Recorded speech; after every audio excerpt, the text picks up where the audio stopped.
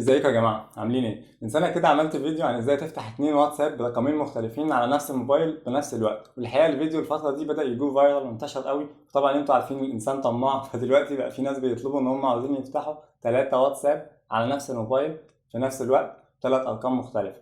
الحقيقه ان الموضوع برضه بالنسبه لي مثلا بديهيات، بس وانا بعمل فيديو 2 واتساب كان بالنسبه لي بديهيات، وزي ما انتم شايفين هو انتشر جدا دلوقتي. فقلت ليه لا، الحاجه اللي انا عارفها ممكن يبقى فيه غيري كتير قوي مش عارفها. فيلا بينا نشوف ازاي نفتح 3 واتساب على نفس الموبايل ب3 ارقام مختلفه. بس قبل ما نبدا ما تنساش تعمل لايك للفيديو واشترك في القناه عشان تشوف كل الفيديوهات الجديده واللي هتفيدك جدا. يلا بينا. هتفتح موبايلك، هتفتح السيتنجز او الاعدادات، بعدين هتفتح السيرش وهنبحث عن كلمه كلون او استنساخ. هيجيلنا هنا اب كلونر، هندوس عليها. دي كل التطبيقات اللي انت ممكن تعمل لها استنساخ. فمبدئيا هنعمل استنساخ للواتساب، طبعا انا عامل له، انتوا هتشغلوا دي.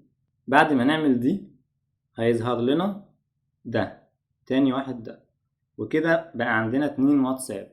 باقي التالت. هنروح نفتح المتجر او جوجل بلاي وهنبحث عن واتساب بيزنس. دي واتساب بيزنس ونحمله.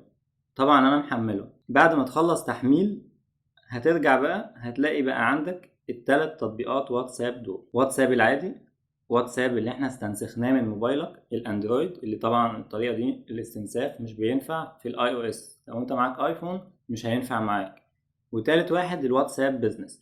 طبعا كل واحد مختلف، يعني الرقم اللي انا مسجل بيه هنا غير الرقم اللي انا مسجل بيه هنا غير الرقم اللي انا مسجل بيه هنا، وده هيسمح لك تفتح واتساب على 3 موبايلات. لو الفيديو عجبك اعمل لايك واشترك في القناة عشان انت فايتك حاجات كتير مفيدة اكتر حتى من الفيديو ده. خش خد لك لفة وهتشوف بنفسك. بس كده، اشوفكم الفيديو الجاي. سلام.